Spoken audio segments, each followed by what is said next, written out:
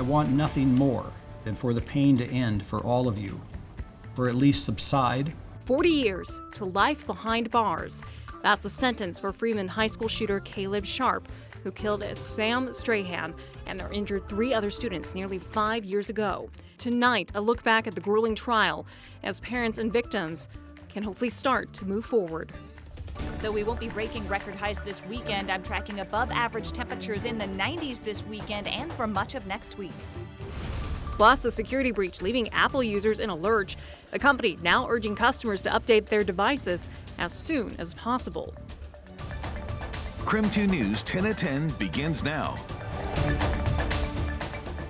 a result of his horrendous and meticulously planned premeditated murder, 3 counts of attempted murder, and assaults against his Freeman classmates, the court finds that an appropriate sentence in this case would be and shall be ordered in the amount of 480 months to life. That was Judge Price, as we've now learned the fate of the Freeman school shooter. Nearly 5 years since the horrific day where Caleb Sharp opened fire on his classmate, killing Sam Strahan and injuring 3 other freshman girls. Good evening and thank you for joining us for KREM 2 News 10 at 10, where we give you more news in less time. I'm Cody Proctor. Let's get started this evening.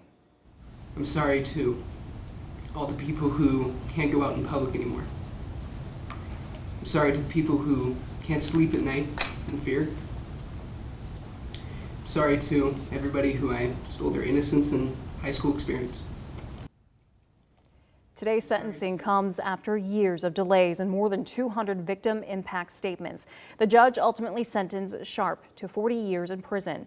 KREM 2's Kyle Simchuk walks us through not only this past week of testimony, but the nearly 5 years leading up to today's culminating sentence. Sharp's defense team asked for a 20-year sentence. Prosecutors wanted 35, but Judge Michael Price said neither were long enough for the brutal crime he carefully planned out and committed. Mr. Sharp, would you please stand? Nearly 5 years after Caleb Sharp opened fire in Freeman High School, killing Sam Strahan, wounding 3 others, and traumatizing an entire school, Judge Michael Price handed down his sentence. The court finds that an appropriate sentence in this case would be and shall be ordered in the amount of 480 months to life. 40 years to life in prison. The end to an emotional case in which more than 200 people, including teachers, students, and their parents, gave victim impact statements, the vast majority asking for a maximum sentence. Over and over again, I was told that Mr. Sharp should die in prison, that he should never see the light of day. Since Sharp was 15 at the time, life in prison without parole was never an option, and Judge Price said giving Sharp a higher sentence than 40 years would almost certainly result in a reversal. While none of us are particularly pleased when we are reversed, the central and paramount issue for me is that all of you would literally have to go through this entire sentencing again.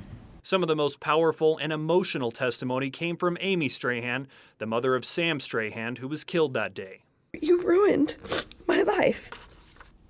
You took my only son and left Emily and I alone.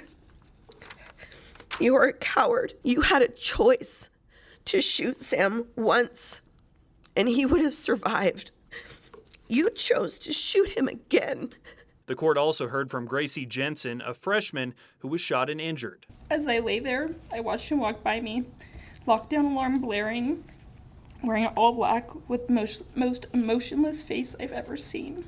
Today, for the first time, Caleb Sharp spoke out, apologizing to the Freeman community. That day showed me the true cost of evil.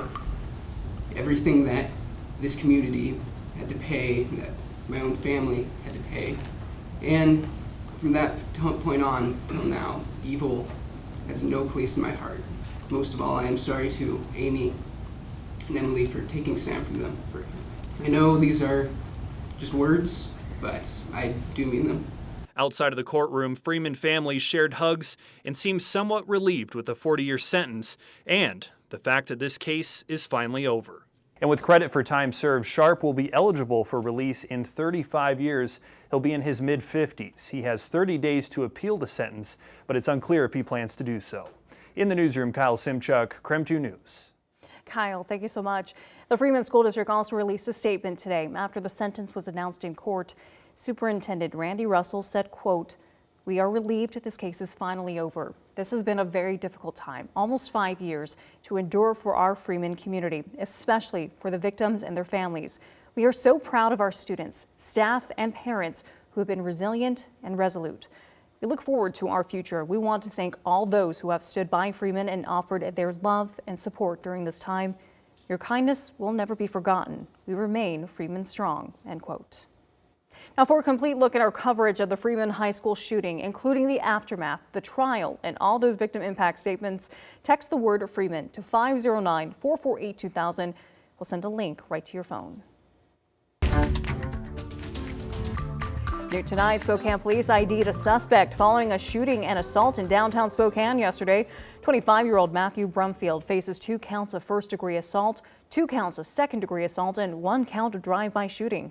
Brumfield is suspected of firing a round at 2 people in Riverfront Park after pointing a gun at 2 restaurant employees. He's described as a white male with brown hair and blue eyes and is about 6 feet 5 inches tall and weighing about 197 pounds. He may be driving a 2002 silver Ford Focus with the license plate CBT 3535.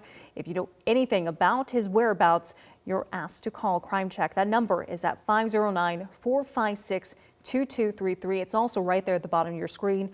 He is considered armed and dangerous. Also new tonight, the Spokane County Sheriff's Office asking for help as they investigate a sexual assault that took place on Monday just after midnight. Officials say an unknown man sexually assaulted a woman while she was walking on 55th near South Freya Street. During the attack, the victim allegedly heard a woman's voice yell and asked what was happening. The yelling seemed to startle the suspect, who then ran away. The victim believes he was around 5 feet 11 inches tall and reportedly had a deep voice. Also from the Spokane County Sheriff's Office, because of tips and help from the public, they've identified 27-year-old Trevor Hemmen for a stabbing on Tuesday. Law enforcement arrested him for first-degree assault with a deadly weapon. In the meantime, let's move on now to Night Beat with a quick look at the day's top stories. A judge sentenced a Pullman man to 23.5 years in prison for raping 2 women nearly 2 decades ago. 47-year-old Kenneth Downing pleaded guilty to breaking into the homes of 2 women and sexually assaulting them in the early 2000s. During his sentencing today, Downing's oldest child asked the court for, quote, compassion and mercy.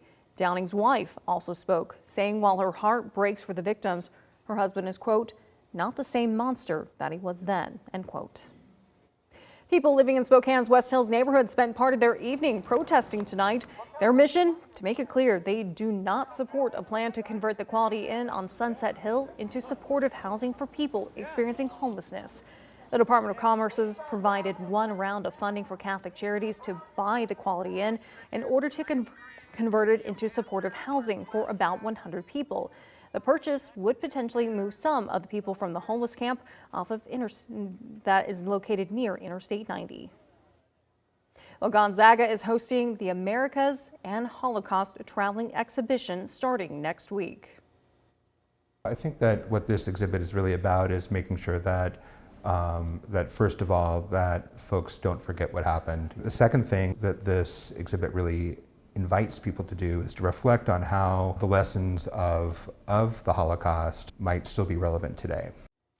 That exhibit will run in the university's Foley Center library starting this Tuesday and will last through October 7th.